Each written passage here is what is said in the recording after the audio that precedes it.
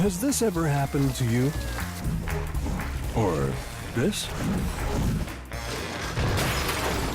Will this make your memoirs? At Shelter Insurance, we can't iron out all the glitches in modern life. But we can manage your auto, home, and life insurance just fine. Shelter Insurance. We're your shield. We're your shelter. Get the insurance coverage you need at the right price. Call Mark Manning today.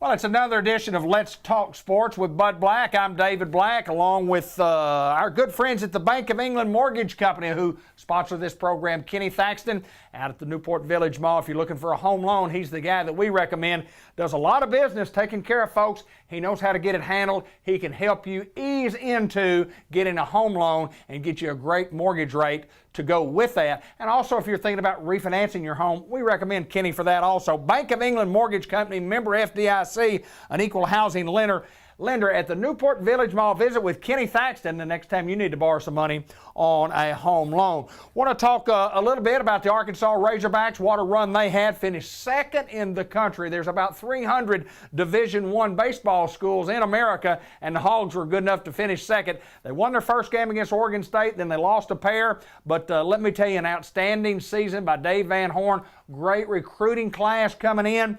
When you get that far, congratulations are always in order to the Arkansas Razorbacks. St. Louis Cardinals are trying. They're doing their best.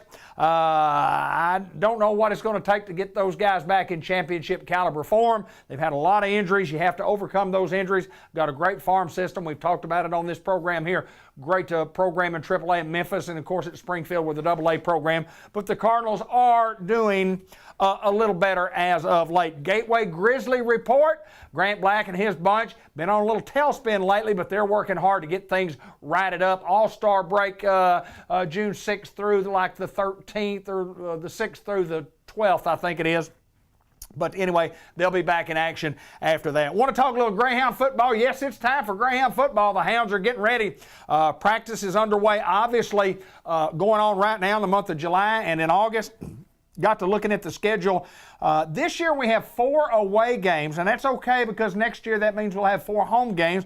But wanted to look at the schedule a little bit. We play 4 of our first 5 football games on the road. We go to Pottsville, which is a new addition this year. Gosnell dropped us, so we're going to Pottsville. Then we play at 5A Greene County Tech, and then 4A Lone Oak comes to Newport for the first of home games, one of the 4 home games that we have. Then on the road to Walnut Ridge, on the road the next week back to Hoxie. So 4 out of our first 5 are on the road, but then we get Harrisburg at home, Manila at home, at Corning, at Piggott, and then Osceola at home. So the home games are going to be Lone Oak, Harrisburg, Manila, and Osceola, and then obviously all those others on the road. The Hounds had a tremendous year last year, finished 8-4 on the year after following a double-digit win season the year before where the Hounds got all the way to the Final Four, tried to make to the championship game, but run into a pretty good football team down there and lost at Prescott. But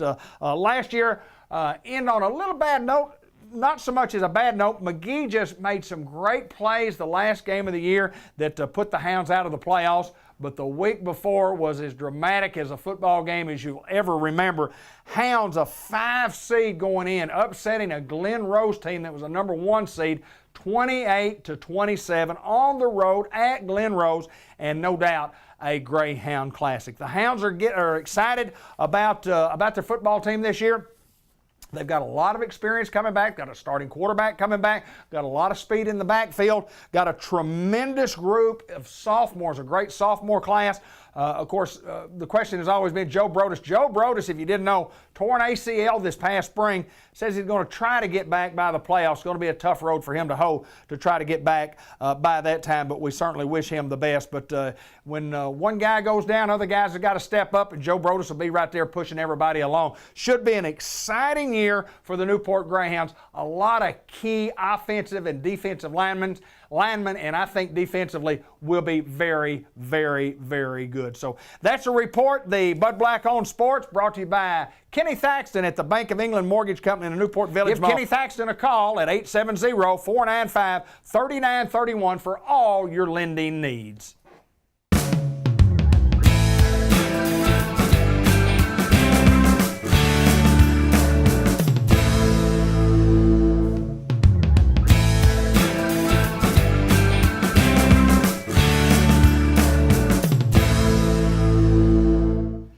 Great opportunity to get to meet Dr. Dylan Carpenter from WRMC Medical Complex in Newport via Batesville at the, I guess, Medical Park Orthopedic Clinic is the official name, and we've kind of shortened it to MPOC Orthopedic Clinic, but it's a lot of words and a lot of WRMC and White River Health System and this, that, and the other. But Dr. Carpenter, good to meet you, my friend. Good to be here, sir. Thank you. We want to learn a little bit about you. You're here in Newport. We'll talk a little bit more about that in a little bit, but at the Newport complex. Dylan Carpenter, tell us a little bit about you. Tell us about growing up and schooling and so on and so forth.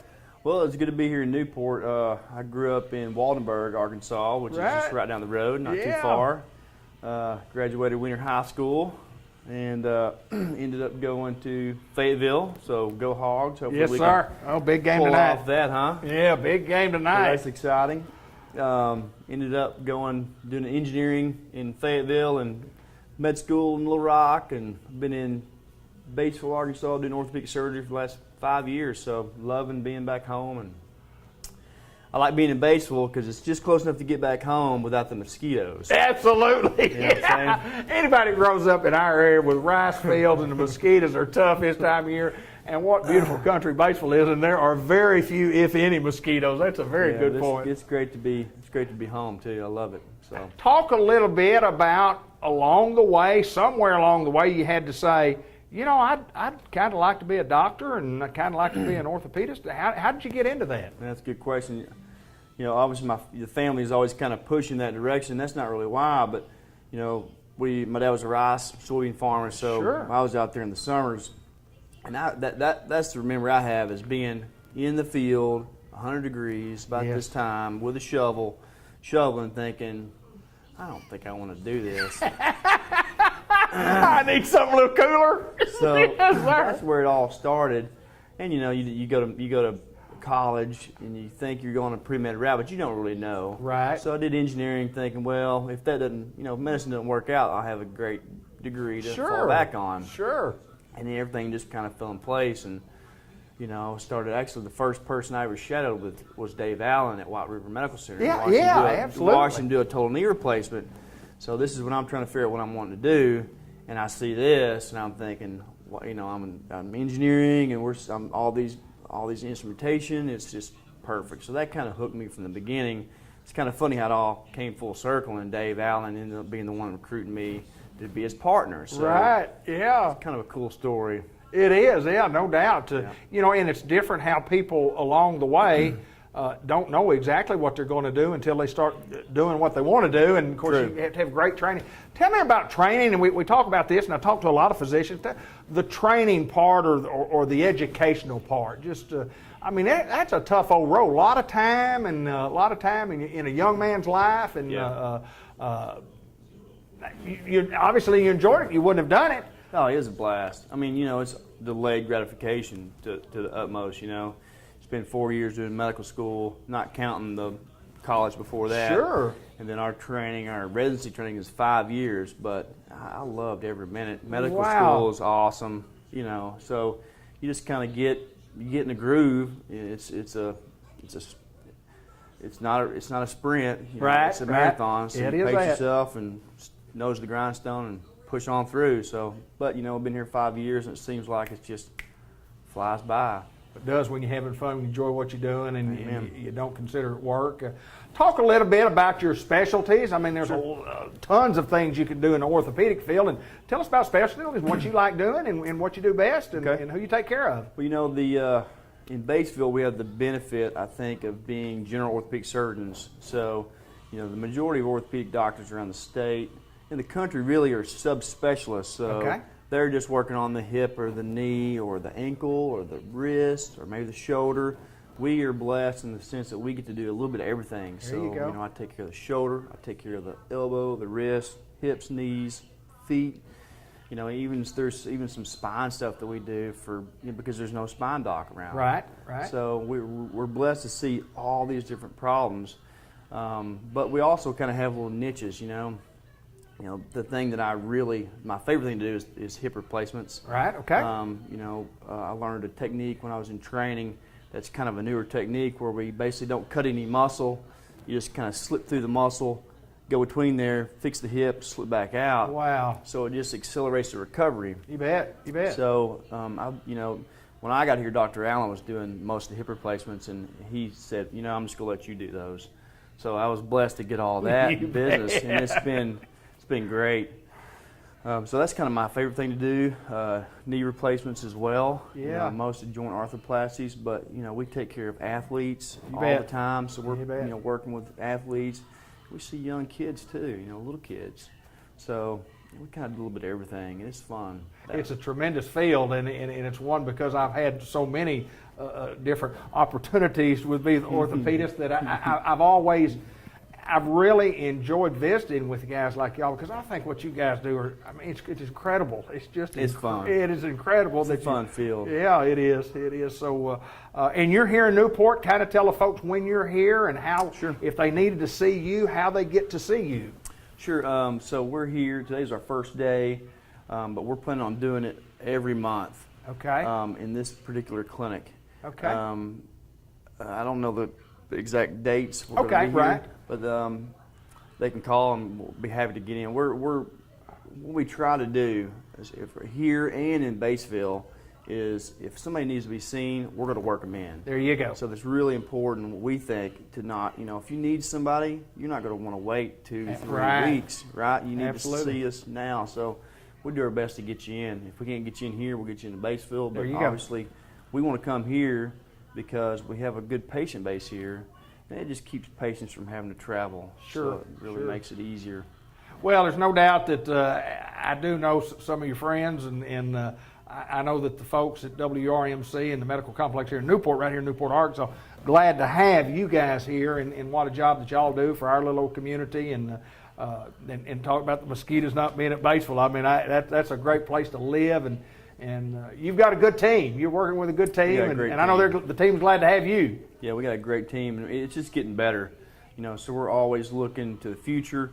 We're trying to explore robotics and see if we can get that included into our program, which I think may actually happen. So we're hopeful, and we're always working on recovery and speeding up recovery and accelerating people getting back to their life, getting back to their jobs. So there's lots. In the 5 years I've been here, it's leaps and bounds, and I don't anticipate that to slow. We got a new partner that's going to be here in August. Okay. Who's fellowship trained in sports medicine. Just did one of the best fellowships in the country. So we're really blessed to have the orthopedic surgeons we have here.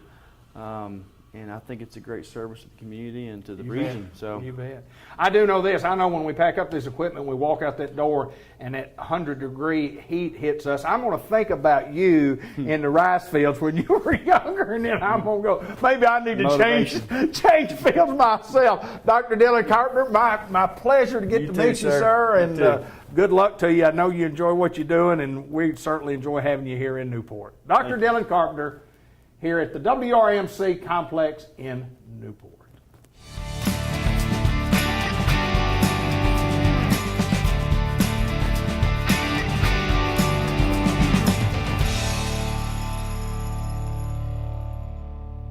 The man with a plan, NEDC John Chadwell, downtown Newport. I'm David Black, and we're going to talk stuff. Things and stuff that are going on in Newport, Arkansas. Welcome again, sir. Hello, how are you? I'm absolutely wonderful. Good. beautiful, beautiful 97 to 102 degree day today, but we're in the comfort and the convenience of the air conditioner. It's now I can give the Chamber of Commerce weather if you want. I like it. Yeah, it's 85 degrees with a breeze off the White River. That is Yeah. exactly right. So you just got to be in the right mindset for everything to go right, and you're good. So, Yes, sir. Beautiful day. well, it's hot, Yeah, it is. but things are going well, and so we're excited about all the stuff going on in Newport. I hear people always, well, when are we going to get some jobs? When are we going to get some jobs? Well, we've been getting jobs all along the way, but just the first half of this month, Grangus, which is the former Narandal, has announced they're adding 100 jobs. And then Shearers, the former Medallion, has announced they're adding 40 jobs. And then the hospital is adding a new adult psych unit, so they're adding 24 new jobs. And then we got the 2 medical marijuana cultivation facilities that now the Supreme Court's cleared the way for them to open. And so that should be another 50 jobs each. So we're closing in on 300 jobs in the first 6 months of the year. So that's pretty good. Not bad at all. Not bad at all. It's like adding a huge factory. I mean, that's the thing that we've said all along, that we're gonna peck along at this deal, and we're gonna add a few jobs here and a few jobs there, a few jobs there, and pretty soon it adds up just like getting a big one. Well, it does, and one of the nice things about having it spread out like this is that you diversify your economy, so you don't have all your eggs in one basket. Right. So if one of the companies, if the economy slows down in one sector, you still got the other sector to make up for it. Right, absolutely. And so that's kind of an exciting opportunity. In fact, the communities that succeed the most have the broadest diversity in their economy. You can see towns that have been a factory town before, and they've had one great big factory, and then that factory shut down and they're lost. Absolutely. And so we're not putting ourselves in that position. That's not to say now if they come along with 1,000 jobs and want to locate here, we wouldn't take them. Yeah, we would, wouldn't we? We would Yes, in sir. a heartbeat. Yeah. But it's nice to see this sustainable growth. We've got several other projects in the pipeline right now. Obviously, they're confidential. We can't talk much about them, but we're working with prospects just about every day on some kind of new idea, new company, new business. And then the retail sector is doing well. We've got several retail establishments looking at us, and hopefully in the next few months we'll have a few announcements there. But we see that, and so all of that is trending very well for Newport and Jackson County. I mean, the biggest thing now we're working on is what you and I have talked about before, is the livability of the community. We're Right. starting to work on housing and entertainment options for people, because a lot of the people who are getting these jobs live in surrounding communities. Right. And so we've got to make our community a place they want to come live. Well, the thing about it is that, and I interviewed over at Unity Health today, Dr. Omar Aziz, and he was talking about, he's from England, he's been in Lubbock, Texas, and now he's moved to Newport, Arkansas. He said, beautiful place. He said, the people are wonderful. He said, I love it here. He starts to work July 15th. But anyway, he was just talking about how the people in Newport, Arkansas were so positive and so reinforcing to him. And that's what we've always been able to give, is a positive attitude, a reinforcement to people that we want you here. And we do that economically, and we do it every day. Every day, as you said. You have a very difficult job. You have a difficult job, but a job that you love to do. I enjoy it. The good things about Newport that make it a lot easier than other places, we got a great team. You know, everybody's working together, everybody's on the same page, and so that makes this job a whole lot easier. And we've got a great product. We've got a lot in Newport to offer to businesses that maybe people haven't realized before, but we've also got a wonderful relationship and a wonderful teamwork with the state agencies. Right. And so they work with us in a lot of different ways. But it's interesting that any time a new program comes up or a new opportunity comes up, they are contacting us and saying, hey, would Newport like to participate in this? Of course, our answer is always yes. Sure. We'd love to. But it's nice that we've built that relationship with them. But we try to build it all on being extremely professional.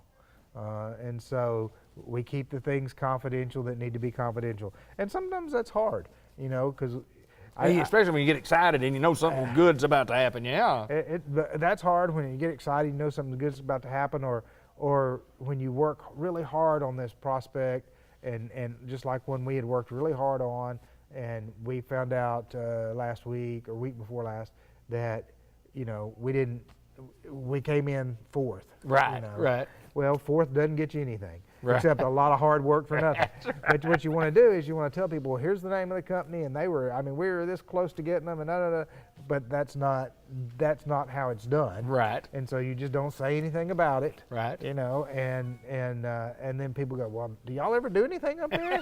Well, yeah, we do a lot up here, but it's a rewarding job in a smaller community because it's just like with Grangus and those 100 jobs that they're adding out at Grangus. I'm going to know a bunch of those folks. Right, absolutely you are. And so the work that the team does to get that to happen benefits people we know. Right. And so if you were in a larger town and you added 100 jobs up here, you probably wouldn't know a single person that worked at it. You're right. And so there's a lot of ways in which working here in Newport's a lot easier than doing this job a lot of other places, and so I'm grateful to be here. Well, we mentioned on our program last month about sometimes in growth you have some little inconvenience, and we asked the folks to be patient with us over the course of the next several weeks to maybe a month or so or a couple of months, but we're redoing the highway out here. Talk a little bit about that because it's going to be inconvenient, but the end result is going to be a lot better for us because it's something that we really need. Mm-hmm. They're redoing 3rd Street, Malcolm, 367 from the Blue Bridge all the way to the viaduct in Diaz. So it's it's the highway department. So if you're a little frustrated, upset, it's not the city of Newport doing it, it's the state highway. Highway department is doing it. They're cutting out, digging out, replacing, and it's going to be really, really nice, but it is going to be very inconvenient through probably about the middle of September. Right. And when they're done, we're all going to enjoy it and like it. It's needed to be done for a long time. I have had a few people say, well, why don't y'all finish that bridge over there before you start the highway? Well, first off, you need to realize both of those are highway department projects. Right. They don't have anything We're to do doing with all us. we can do, aren't we? They don't have anything to do with us, don't have anything to do with the city. And then the way the highway department works, those are two different projects. They had money for the bridge, and so they bid the bridge out, and there's a contractor that works on that. And then they have money for the highway, they bid that, and it's a completely different contractor that works on that. So it really, the two have nothing to do with one another at all. And the fact that the bridge has been slow has no impact on what's going to happen on the highway. And so we're excited. It'll be a lot better for people who drive downtown, a lot better for the businesses on the front end. So we're pretty excited about. And I mean, they're spending a lot of money in Newport with the highway department. Yes, sir. And a lot of people don't realize that those construction jobs add to our economy. Absolutely, they do. People will stay in the local hotel while they're Absolutely. working. They'll eat here. They'll spend money here. And so those construction jobs will be a great temporary increase to our local economy. Well, I know that we said we were going to talk about things and stuff, and that's what we have. We have things and stuff that are going on in our community, and the great thing about it's good things and good stuff. That's right. John Chadwell, my friend, good to see you, sir. Good to see you. You guys keep up the hard work. We appreciate what you do. Thank you. NEDC, downtown Newport.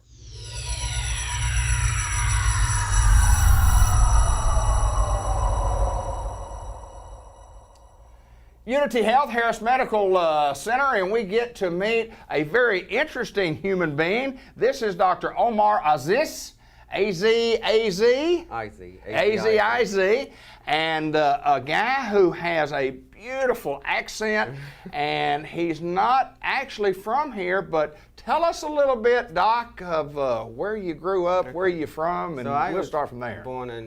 I grew up in England.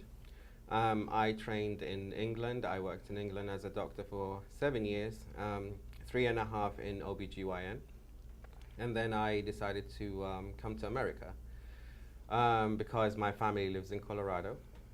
And I worked in Texas for 4 years, so this is where I've been living.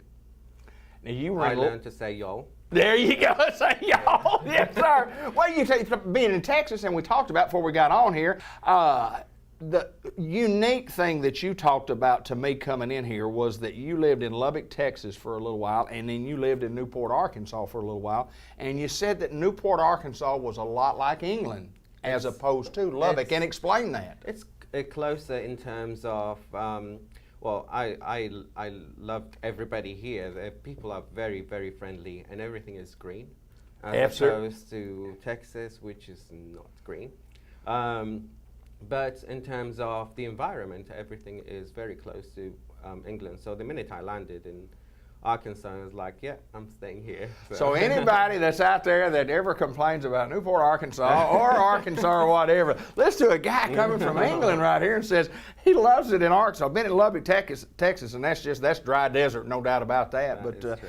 Well, let me ask you this, Doc. I like Texas, don't get me wrong. Oh yeah, I Texas, really beautiful love country, Texas. beautiful country.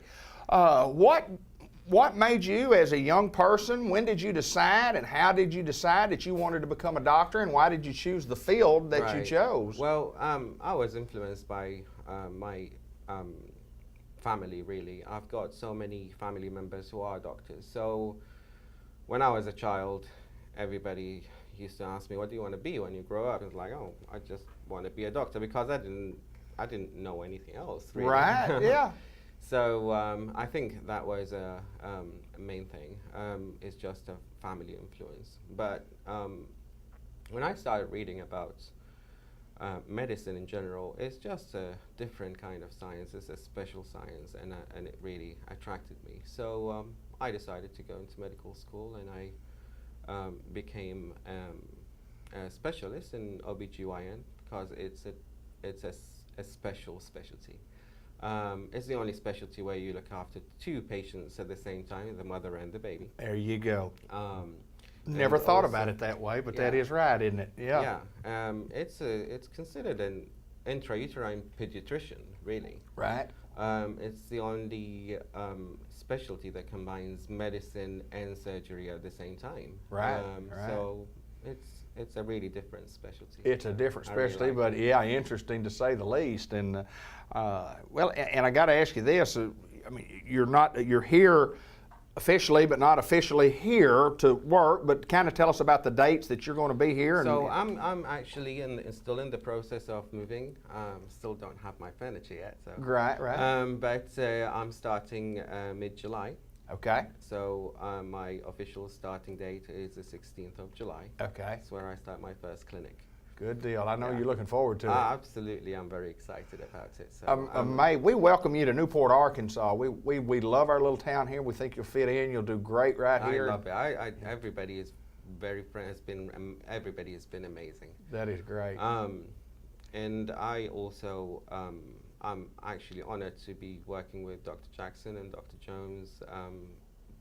I've been really honored that they gave me the opportunity to Absolutely. join their practice. They're amazing. Yeah, they been doing it a long time and are the leaders, no doubt, in their profession around northeast, north central Arkansas, and around the southwest United States, and been very, very good. And as a matter of fact, the doctor that delivered me was Dr. Jackson, but it wasn't this Dr. Jackson, it was his daddy. Wow. It was his daddy. So we've had a Dr. Jackson around here delivering babies for many, many, many Yeah, years. I've heard a lot about them, and everything has been good. Good Everything deal. has been great. So I'm very excited about working with them. Omar, good to see you, my Thank you, friend. sir. Welcome to Newport, Arkansas. Now tell me the two things you learned to say, y'all, and what was the other one you learned to say? I'm fixing to. I'm fixing to.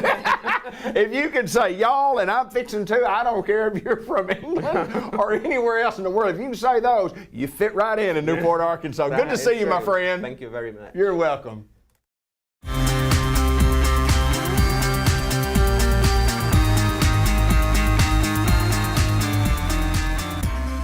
Farmer's Tire Mart, where the rubber meets the road, and we're located at 1501 Malcolm Avenue right here in Newport. FarmersTireMart.com on the web, or on Facebook it's at Farmer's Tire Mart. Open since 1962, and Tommy and Linda Bain have been the owners since 1991. They're a tire dealer, they're a repair shop. What kind of tires can you get down there? Well, you get all different types of tires. If you need a passenger tire, they stock them. If you need a truck tire, they stock them. If you need farm tires, I'm sure they'll have them. Heavy equipment tires, if they don't have them in stock, they can get them for you. Tractor tires, they do tractor tires. So if you're looking for a tire for an ATV, automobile, heavy piece of machinery, whatever the case may be, think about Farmer's Tire Mart. and let Tommy give you a price on a set of tires, or you might just need one big tire. Let him give you a price. I promise you we'll be very, very competitive on price.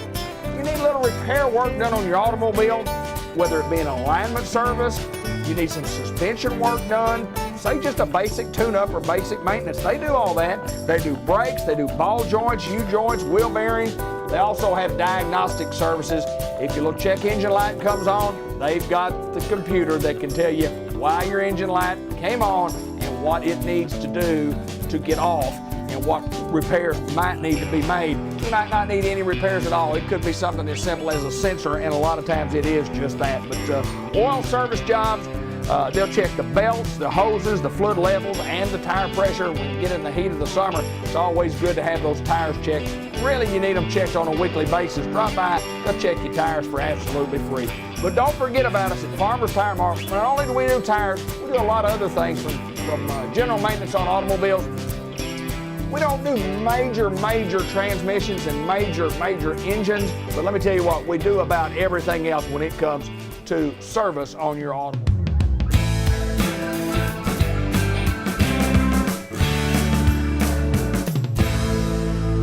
At Jackson's Funeral Home, the 1900 block of Malcolm Avenue, with Karen Ribley, and welcome back to the program, girls. Thank you. It's always a pleasure to get to talk to you, and we learn lots of things when we talk with you.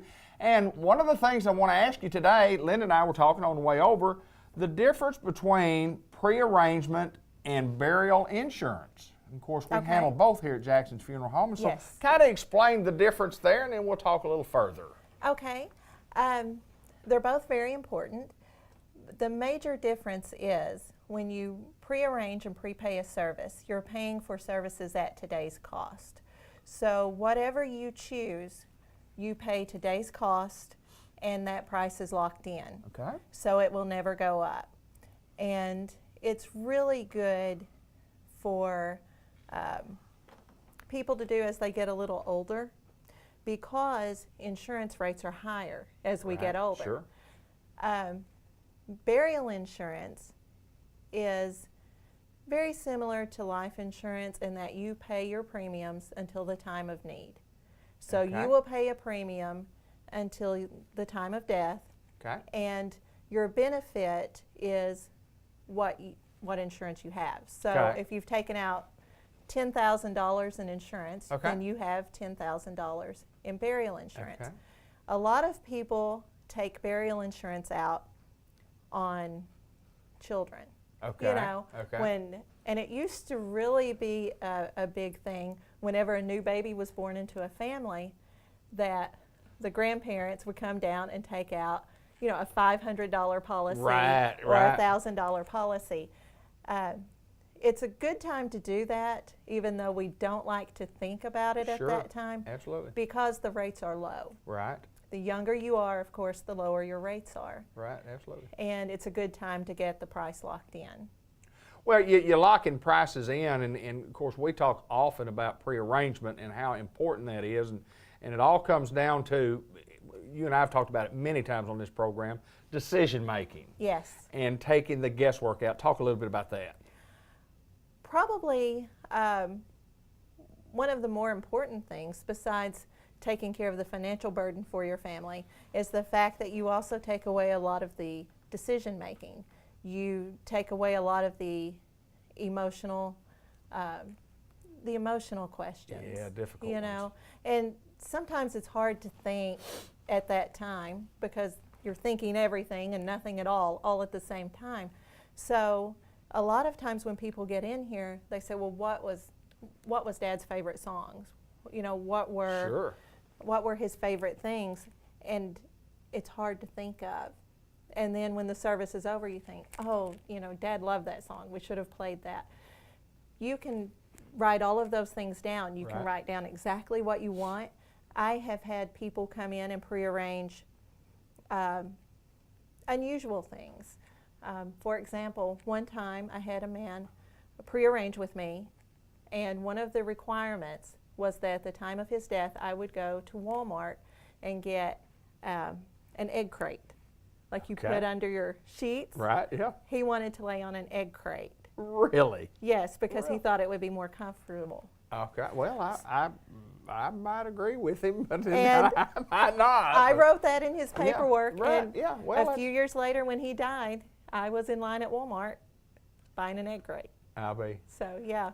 Well, you have special requests, and even after the fact, without prearrangement, you have special requests from family. And I've always thought one of the most difficult things to do is writing the obituary, and you don't have to write it. It's difficult to get the things, but when we have sat down with Miss Jan during those times, and she leads you through that Yes. perfectly. Yes. And she'll say, "Now, did you think about this?" And you go, "Well, no, I really did." But so I mean, that kind of goes on when you come in for those. To make the arrangements that particular day, but taking the guesswork out is Yes. so important, so important. You know, and there are some people who did things in their lives that their family may not know of, something they did when they were young Right. that they want people to know. Right. At the time, and so a lot of times I have people who write obituary information, or they write little tidbits down. Right, yeah. And when the family comes in, a lot of times I'll hear, you know, I never knew that about Mom. Is that right? Yeah, Isn't that something? yeah, Isn't and that it was something? just a little jewel that they put out there for them. Yeah, you get to talk Yeah. to people when they're at a low in a lot of cases, and then but you get to talk to people when they're not at their complete 100% focused mental state of what they need to be. Yes.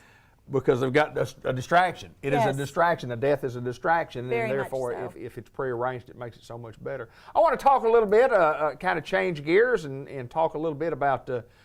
You have an awesome responsibility, and what a job you do with doing the video tributes. Yes. Talk a little bit about that and what all that entails, because it's a little bit more difficult than bring me some pictures and I'm gonna make you a video. It is.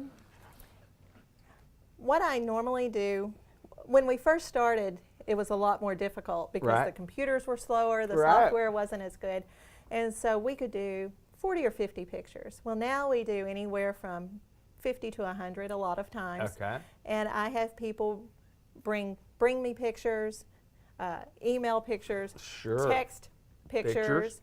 I have all kinds of pictures of people I don't know on my phone. Right. And I put those together to music of your choice.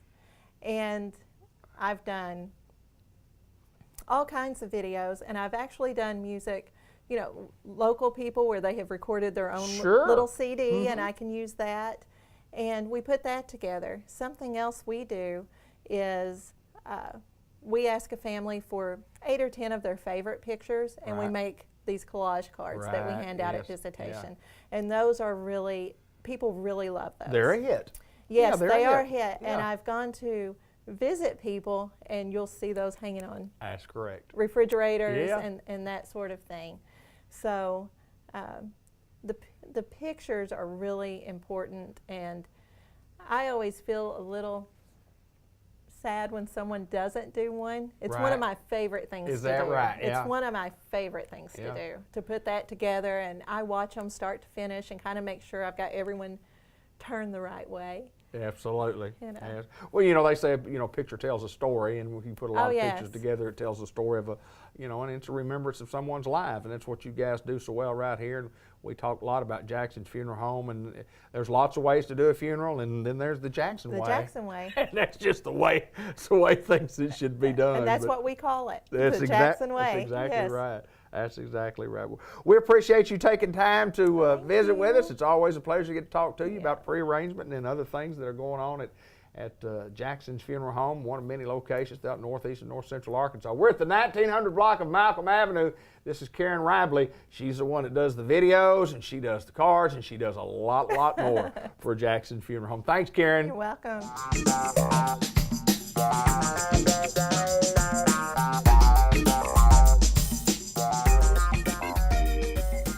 What a great pleasure it is here on Cable 15 TV and on the web at cable15tv.com to get to visit with one of my all-time great friends, Randy Hector Ramsey from Merchants Hello, and Dave. Planners Bank. How's it going, man? Going well, sir. Doing well. Merchants and Planners Bank, and of course Hector, we call Randy Hector, and we've called him Hector forever. But first of all, let's look back. I want to ask you, how'd you get the name Hector?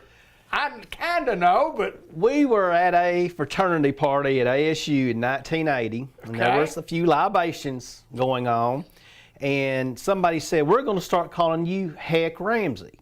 And I kind of looked at them, and I remembered there was a series back in the 70s that Richard Boone played a detective back in Oklahoma around the 1900s. Okay. And it was called Heck Ramsey. It was a very short-lived TV series, a couple of years, and that was it.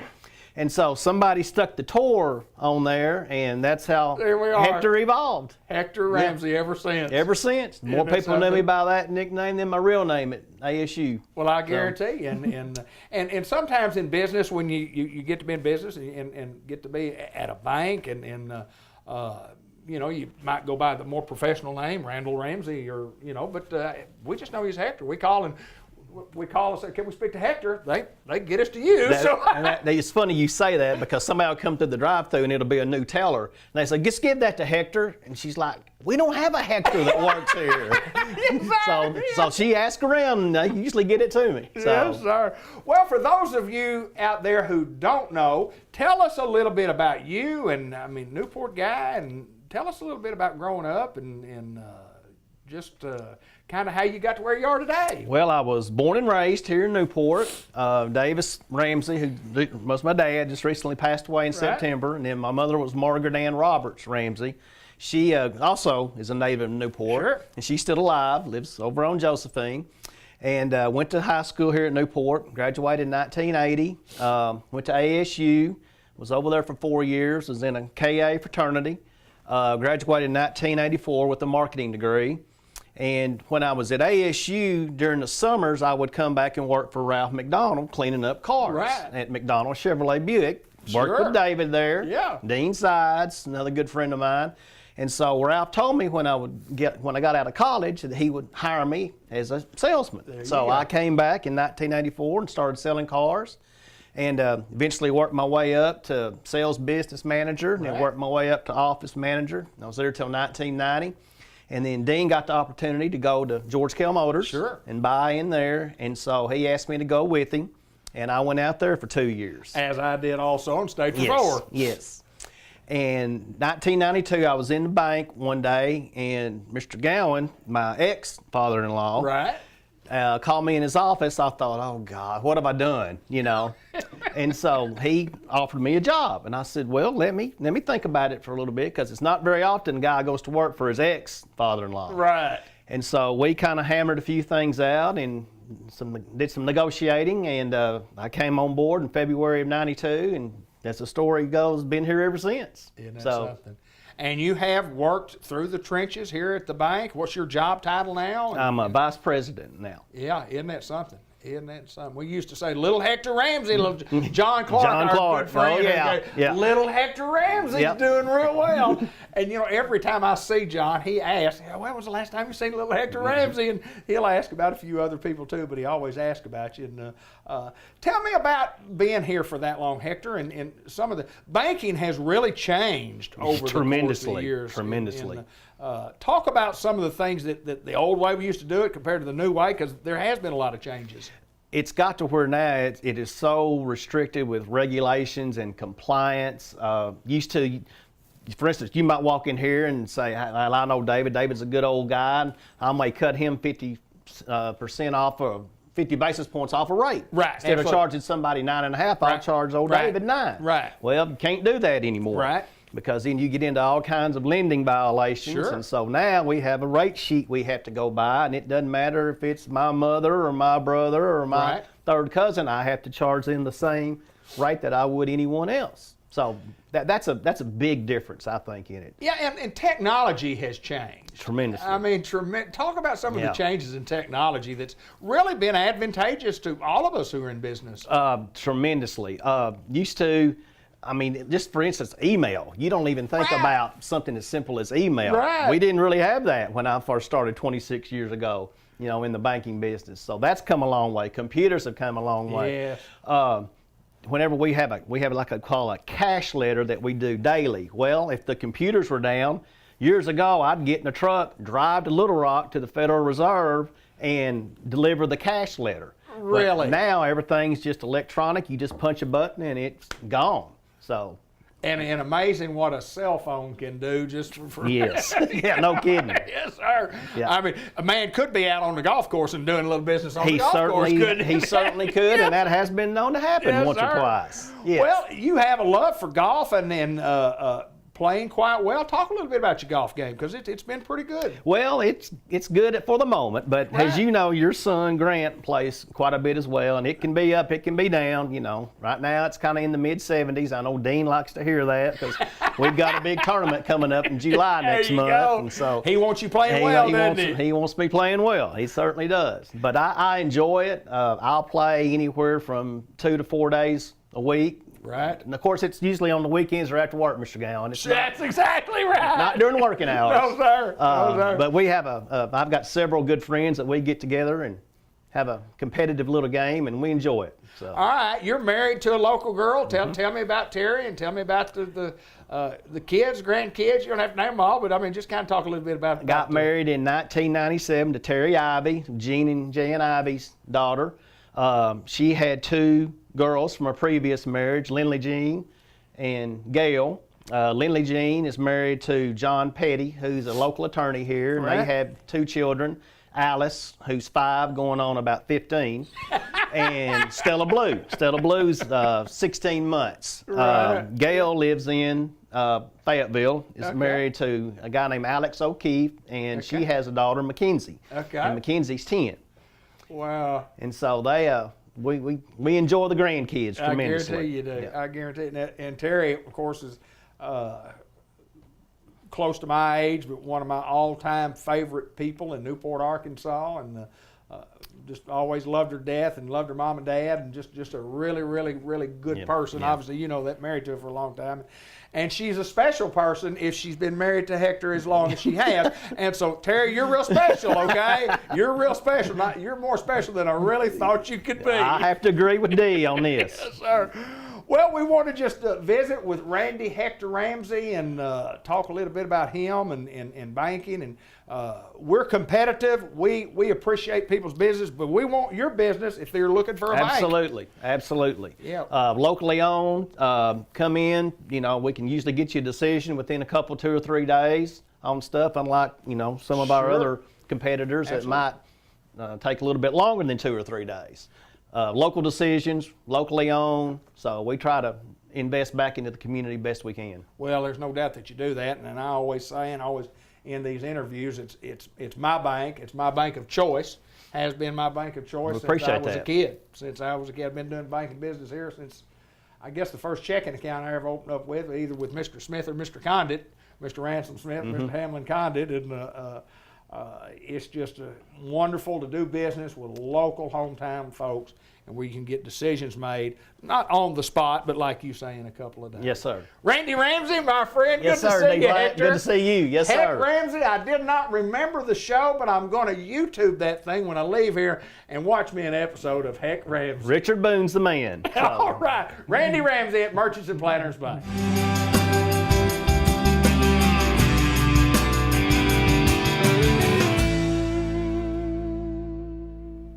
We're at St. Michael's Place, Pecan Street, in Newport, and of course everybody knows this guy. This guy is Jay Cox. This is Nora Weller. First of all, Jay, tell us a little bit about Nora, and then we'll talk to her and get all the information from her. Well, David, it's good to be here today. Glad you're out Good. with us again. And one of the things before we introduce Nora to you is we're having a luau here today, and you know, we should have set up around in the cafeteria today. It's decorated Right, with yeah. all kinds of decorations and palm trees, and residents are excited about what's going on. We're I just bet. going to have a big party here this afternoon, and that's just one of the things we have going on here. So we're excited here at St. Michael's today. We're having a big party. So Party you time. should Get stay down. around with us. You're dressed for it. Got the I'm ready to bright, go. bright colors on, Yes, and sir. you'd fit in well with Yes, us today. sir. And so anyway, we're all having a luau here today at St. Michael's. We're having a good time, but just one of the many things going on here at St. Michael's. And like I said, we've had some changes, and one of the changes we have is a brand new director of nursing, and this is Miss Nora Weller, and we'll let her kind of tell us a little bit about herself. And so we're introducing to you today Miss Nora.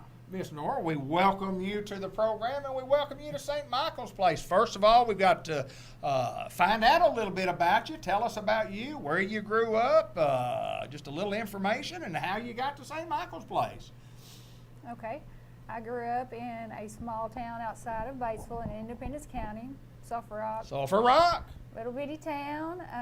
I started in long-term care in '95. That's telling you how old I am. Okay. As a CNA, and I've worked my way up to Director of Nursing. I worked at Woodlawn in Batesville as their Director of Nursing for 8, almost 9 years. Wow, okay.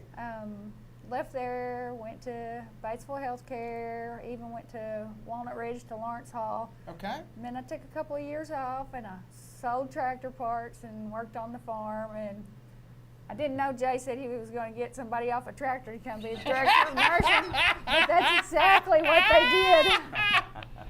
I was kidding with Nora before we got on. I said, well, Jay told me that we were going to just get some old girl off the tractor to be the Director of Nursing, and look who shows up. Nora Weller shows up from Sulphur Rock, Arkansas. that is pretty neat. Well, let me ask you this, Nora, and you talk about being in long-term care and looking back, what got you into this field? What kind of triggered the mind to say this is what I want to do? I always knew I wanted to be a nurse, and elderly people to me are the greatest generation on earth. They took care of us, they raised us, and they deserve care and respect. And I mean, they're the greatest generation. And I can tell by the way you answer that question that you've got a heart for this business, and that's what this business is looking for. It's what St. Michael's is looking for, somebody for the Director of Nursing that would come in here and have the love for the residents that you have to have. Tell me a little bit about Director of Nursing as itself in general. What are some job responsibilities, and specifically what you do here at St. Michael's? Staffing, reports, making sure everything's done, especially according to regulation. People don't realize that long-term care is regulated second to nuclear power plants. Is that right? That's right. Yeah. I knew lots of government regulations in Yes. that, and you got to dot all the I's and cross all the Yes. T's. And so you did that for a long time. You got on the tractor. You came here, and tell us about the experience so far. And I know you got a plan about what's going to work here for St. Michael's Place. Tell us a little bit about how excited you are to be here.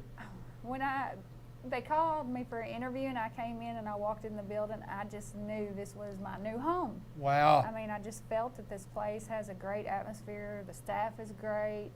I got plans to make things better. Sure. But Sure. it's not because it's a bad home at all. Right. It's great. I mean, they just treat their residents wonderful, but, you know, everywhere can have some changes to make it better. Absolutely. But Absolutely. I'm going to be part of that change. Absolutely. Well, a lot of experience, bring a lot of experience, and bring no doubt a love for what you do. Jay, I know it's excited to have Nora here. We continue to do great things here at St. Michael's Place. And you talk about party time, but lots of things going on throughout the course of the year, and we're just excited about the growth that we're having here at St. Michael's Place. Talk a little bit about the growth that we talk about. We are, and probably next month we'll introduce another new employee. We did get a new dietary manager as well, and we won't talk about her today. We'll wait and introduce next month. So we're, like I said, we've undergone some changes, some very positive changes, and you know, a lot of people are afraid of change, but we've made necessary changes for the better, and so we're excited about that. And one of the things I heard Nora say that you know, talking about the elder generation and how they deserve good positive care because they've taken care of us. Long-term care is something that gets in your blood. You know, I've seen people come and try to get into long-term care and not last in this field. And yes, we do go through employees that come in, and it's not for them. Sure. You know, we have to go through those. You know, people graduate nursing, they get into it and realize this is not their field. Same way with CNAs and even people in the other areas of our home that, you know, we have maintenance, we have housekeeping, we have dietary. You know, people realize that this line of work is not for them, but that's okay because we also will find some that it gets in their heart, gets in their blood, you know, and this is for them because working with this age group and working with these types of people, to me, it's a calling and it's a lifestyle, and we want those employees that want to be here and want this, and once it gets inside of you, you can't get away from it. I mean, and so we are excited to have people on board that want to take care of these elders. And it's not all elders. I mean, now we're in the nursing home field. We're getting residents that are younger.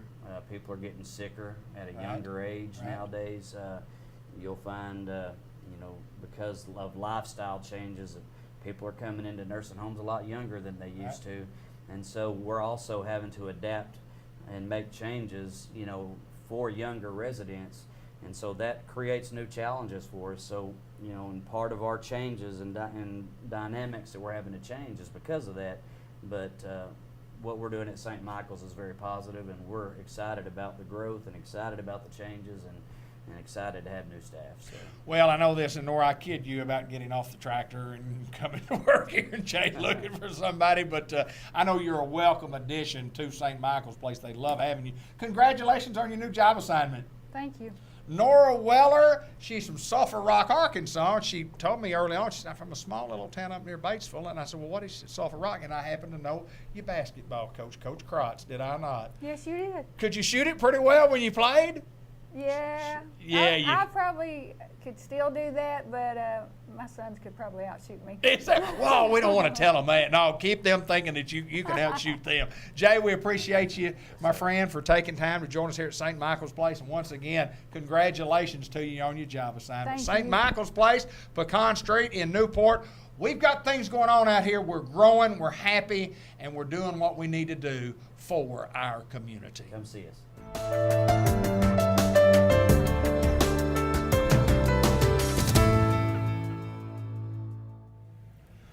Customized vision care, the Village Mall in Newport. Dr. Gavin McDowell and he and I have been discussing on what we want to talk about today, and we came up with what? Well, tomorrow is National Margarita Day. Yeah, baby! Let's talk about some different type of glasses. Yes, sir. Ones we want to fill with margaritas. But what is that? I wish I had a big prop, a big margarita glass prop? would have been nice. But isn't today National Sunglass Day or something? Today's National Sunglass, that's not near as important as tomorrow's National Margarita Day. I agree with that. So much more pertinent to talk about eyes and margaritas. Well, margaritas, if you get a few of them, disturbs the vision somewhat. I'm not an optometrist. Or an ophthalmologist. You're not an expert, I'm but not you an have expert. dabbled in home science, have you not? Well, home science will tell me that it does affect the vision somewhat. Yeah, just a tad. Driving ability it affects. If you have 4, 5, or 8, or 12, sometimes Realistically, or all of them. or all of them. All of them. I used to We'll drink have all all of the them. margaritas. Just let me have all of them, please. Yes, sir. How many would you like to have? Bring me all the margaritas you have. Yes, sir. I'll take it at +1. +1. Yes, sir. Yeah, for one to go. And a big one to go. A big one. You got to Awesome. get a I wonder big if you one. can do that. Can you do that at the bars? Well, I don't know. I'll find Probably out. not. You need to find out What later. state you're in. Yeah. Just get a big one to go.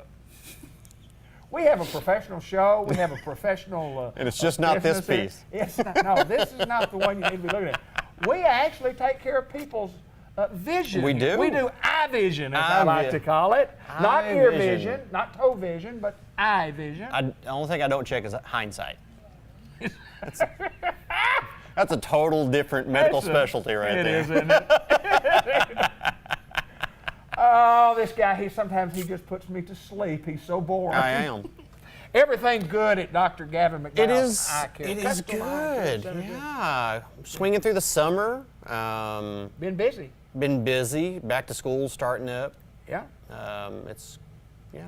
Well, we need to remind folks about yeah. that, about Yes. coming to Yes, that's. kids. We I'm a planned genius. this. We planned it. It's all scripted. We have no idea what we talk about when we get on here. We just go. That's pretty much right. But if people are going to go to school, and it might be a good time to check their eyes, have their children's eyes checked. I get a big flux of them right after school's up because Right. you know there's and I hate to say it, I'm in one of these two categories. We have good parents and the parents just trying to tread water, you know.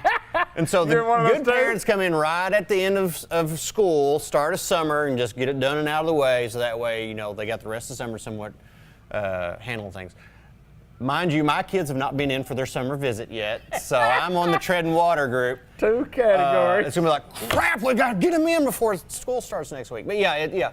Gotta hurry in. Summertime is a great time to get your kids in, have them stop swimming for 30 minutes or so and come in here and let's get their exams done. That way, my favorite line of the whole school and vision-related campaigns is that a child should not have to fail to see. And what that means is there's so many, even in spite of the fact that schools are mandated where they check vision at certain grades, I don't want a kid getting into a position where they're in school and their grades start to slip, and then the last thing, just the light goes off on the parent or the child's head, like, oh wait, maybe it's their vision. Right. And I can't tell you the number of kids I've had come in and be like, how's your grades? And like, oh, they're not very good. And I do their vision like, I think I know why. I know why. And so, a child shouldn't have to fail, or perform poorly in school to then have the opportunity to see that it's their vision related. So a child should not have to fail to see. And I'm a big proponent. Get them in often and early and check it out on a very regular basis. I was going to ask you about a time frame. Somebody, say they're in the 3rd grade or whatever, and what in their vision, their eye, when will it deteriorate? How much does it deteriorate, and over what course of time does it deteriorate? Well, that's a good question that has no answer. Okay. It's different for everybody. It's different for it's extremely variable, and it could happen with some kids. You talk to people who've worn glasses all their life, and you might talk to someone. I didn't get glasses until I was 16. Right. Another person I didn't have glasses, and I started wearing glasses when I was in 4th grade. It's totally way across the spectrum of how it's going to work out, and it's kind of predictable for different types of vision problems. Like children who are nearsighted, they may start showing signs very early. Okay. Kids who are very farsighted may not show signs or have difficulties until later on in higher up in grades. So it's just there is no answer to that. Well, there's no doubt that children would suffer if they can't see the board or whatever they use anymore. Absolutely. Or reading the computers. We have computers now, and if you can't see the computer, a children's grades will suffer, and the educational process suffers itself. Absolutely. If they can't see. Absolutely. And like I was saying earlier, the schools. I may be totally wrong on this, but I think I'm right. They screen vision in kindergarten, 2nd grade, 4th grade, and 6th grade. Okay. I'm pretty sure that's the schedule, but that is just that. That's a screening. Right. And I get just as many kids coming in who have failed a screening because they just weren't interested in what's going on. Right. Or the school nurses who are performing these screening tests, they're human. Sure. If I told you, hey, you know what, David, I've got 70 kids. I need you to check their vision in the next hour and a half. Just run that through that little machine. It'll do all the work for you. You miss. Toward the end, it's going to be like, fine, you can't see, bye, and pass it off. But it's important, and I love the fact that we do that. And that's actually state law, where kids have their vision screened. If they failed, they have to have their vision checked by an eye professional. By a professional. But still people fall through the cracks, and there's some things that won't present during a screening that could seriously affect, a child's ability to see and function and perform well in school. So. Well, there's no doubt that this is the time of year. We're in July, and school gets started in August, and you need to call and make appointments and get your appointments made, Yes. right now to whether you're in Newport or Batesville or around Northeast Arkansas. And you've got several locations that you help folks, and Pocahontas, Truman, Yes. From Truman, Pocahontas, and have an office from Jonesboro, have an office in Truman. Say that in English You're this from time. Corning. You have an office in Pocahontas and Truman, is that correct? Yes. That Yes. is correct. Yeah. Along with the one here in Newport. Yeah. And, we encourage, and our show airs on Newport and Batesville. We encourage the folks in Batesville to if you're looking for an eye care professional, not an eye vision care, but eye care professional, I totally recommend Dr. Gavin McDowell at Customized Vision Care. Funny guy, but a pretty good guy. Well, I can't sing and dance, so I got to have. You can too. some talent. I've seen you. I've seen you, brother. You can sing and dance, and you can do all those things. I want you to know that video was taken years ago, and I've seen I it, was though. told it would not be posted. That's what I'm YouTube, saying. or YouTube. Well, once you get it on YouTube, it's worldwide, isn't it? Oh man, it's there forever. My friend, as always, a pleasure to see you. you need glasses. You think you need glasses. You want to try some contacts? Yes. We do that. We do. And Tell us about- sunglasses. And it's National Sunglasses. Tell me about sunglasses. Oh, Y'all they're have sunglasses? fantastic. Oh, we got a couple. What y'all got? We got Oakley's, Ray-Bans, Wow. Nike's, Bolays, Yeah. Kate Spade, Coach. I had some Bolays, which I call them Bolies, but Bolays. I love Bolays. I do too, and I had them for 10 years, 12 years, 15 years maybe. I never had a pair of sunglasses, but I lost them about 3 years ago. I lost them, okay?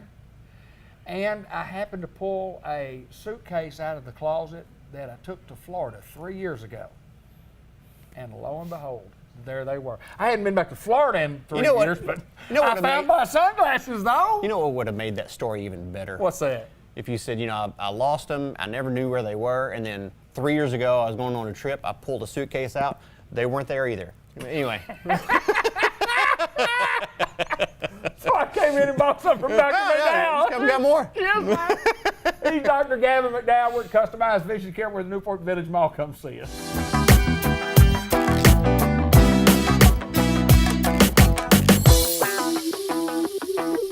Hello, everyone, and welcome to the July edition of the Farmers Supply Association Agriculture Report. I'm Randy Klepechka, agronomist with Farmers Supply Association. Well, as you can see, I'm not by myself today. I've got three special guests with me as we tape our program for July.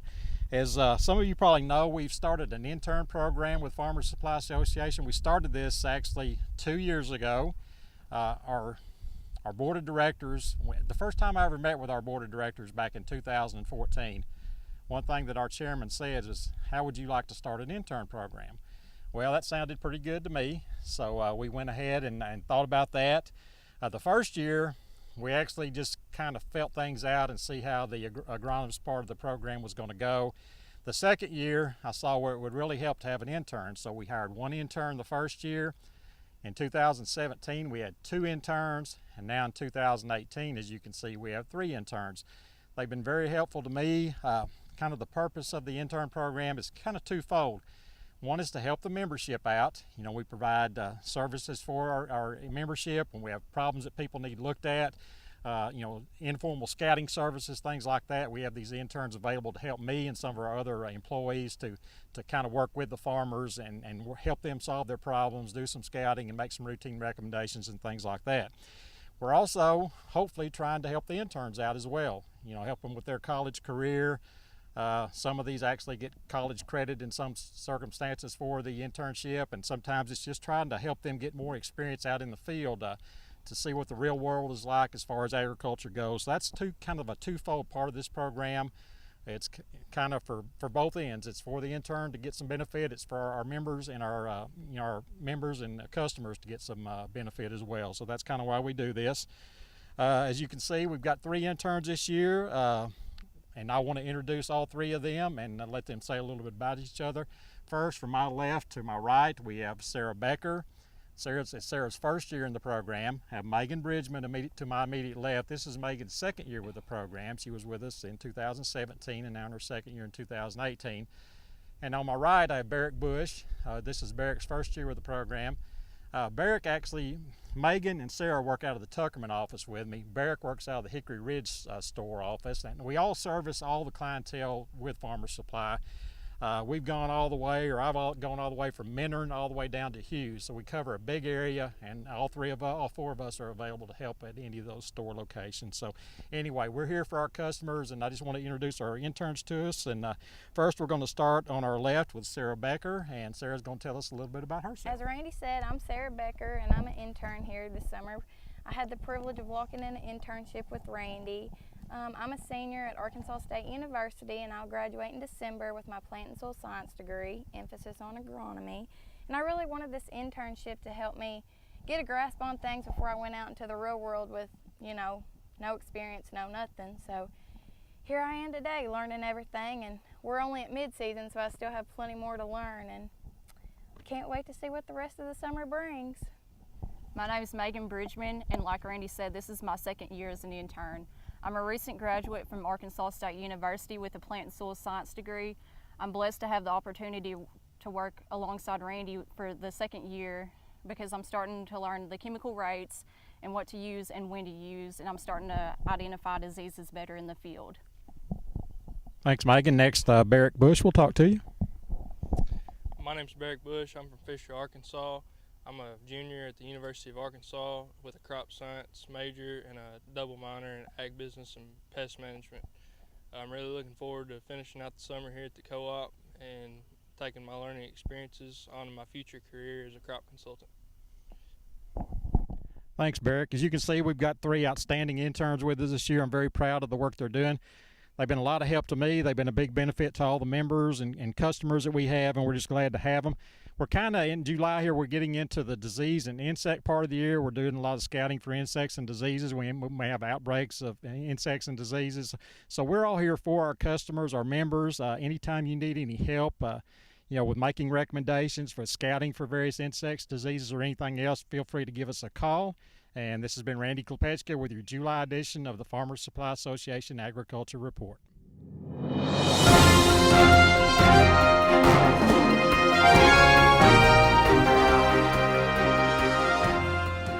Each and every month, or most of the time each and every month, we get to visit with Mr. Ted Hall, the Executive Director of White River Area Agency on Aging. Missed you last month, my friend. Absolutely. But it's my pleasure to get to see you again Absolutely. today. Absolutely. We are in the dog days of summer, as they say. We are. Hot, hot, hot, and we want to kind of use that theme and talk about some very important issues that we have when we're talking about seniors. Sure.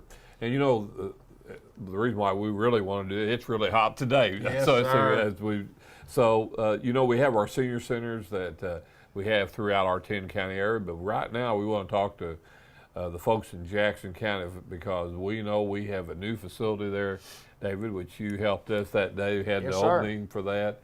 But it's air conditioning, it's cool, but more important than that, and that is very important this time of year, of course, but it's a place where people can eat. Sure. And also there's a place they can visit with folks. There's activities there. If you want to shoot pool or if you want to just whatever, there's places and programs that's on there all the time, whether it be talking about diabetes or learning how to make sure you don't learn to fall, how to kind of take precautions about that. So we have beanbag baseball going on, those kind of activities there. So there's always something going on.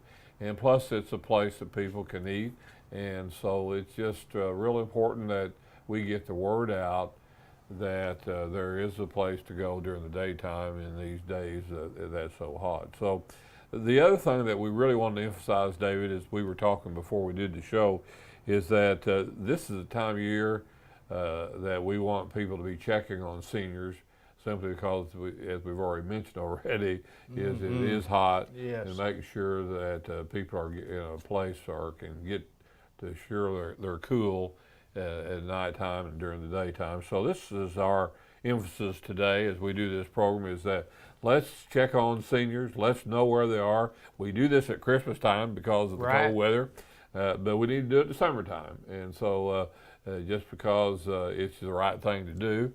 And it's what we do at White River Area Agency on Aging. We take care of seniors, and whether somebody calling in wanting to know about some issue they've got going on, they need in-home services or whatever it is, they need to know about their drug plan or whatever, what White River Area Agency does. And we've been around, David, about 38, 39 years, Right. so it's long before I got here, but they've been doing something right, and so we wanted to continue the tradition to make sure that we are serving the seniors of the 10 counties we cover, and certainly in Independence County, Jackson County. So we just want to emphasize, though, that we're here to help. They can call 870-612-3000, and that's at our corporate office. And if you have questions, we can get you information, or I'll send you to different places as the requests come in. And we have these every day. And so, Right. and David, we have housing. We have Sure. housing, and we have our foster grandparent program, which we have 13 foster grandparents in the Newport public schools throughout the year. So, it's we're all about being around. We have You bet. an office You staff bet. over in Newport that does just a great job. So we just want to make sure that seniors have a place. And sometimes it's amazing, David, how people don't know where to go. Right. And they may know that we're around, but they don't know exactly what we do. And so sometimes they just need a little help. And that little help go a long way. So well, and we want to remind the folks about where the location is. I mean, it's the old where the Castleberry Elementary School is. It was the kindergarten building. It had been completely remodeled. Talk a little bit about that. Well, that was a great. You know, I saw that building. Of course, I'm an old school man. Sure. And I saw that building. I knew it hadn't been used, and I didn't know how, but it had been several years they hadn't had anything in there. And so we just met with Dr. Bennett and the Newport School Board. And of course, a guy named David Black kind of helped us get in there with all that. And so it just it worked out where the board was willing to let us lease that building at a very small fee, like $1. There you go. But at least it put something in the building. And so we went back and we were able to write a grant for about $160,000. And so we were able to remodel that. And so it was no cost to the school district or anything like that. But at the same time, it was just a neat project to have. Frank Rogers Group got the bid to redo that, and so we used all the folks in Newport that we could to make sure that we were utilizing money in the community. So, and of course, we work with Unity. They're actually the people, the providers in our world. They're the provider. Absolutely. They're the ones that take care of the meals, and they're responsible for activities that actually goes on in the senior center. So that's, David, as we've talked about, that is really was something in 1965. Lyndon Johnson brought this program in the Older Americans Act, and how insightful they were about how this ought to look, and it's lasted ever since then. And so it's interesting to work with. There is lots of rules and regulations, as there is in everything else, but it is a neat service for our seniors, and so it is a place. There's some folks that have they've lost their husband or wife, and they don't have any place to go, but they can go there in that senior center, have a little fun, and they can have a little fun. Yes, and sir. The world is different. It's Yes, always sir. going to be different, but if they got friends and people they can visit with, it just makes a difference in their lives. So that's kind of what we do every day, David. You do that every day, taking care of seniors. We Yes, try sir. to take care, and I think that's probably what we need to be doing. And Absolutely. so we'll try to do that and continue to do that. So anyway, if they have questions about anything dealing with seniors, they can call us here at White River Area Agency on Aging at 612-3000. Of course, that'd be 870-612-3000. Mr. Ted Hall, my pleasure as always to get to see you, sir. Good to see you. Good man, good organization, and working there in Newport, Batesville, and in the other counties throughout north central Arkansas.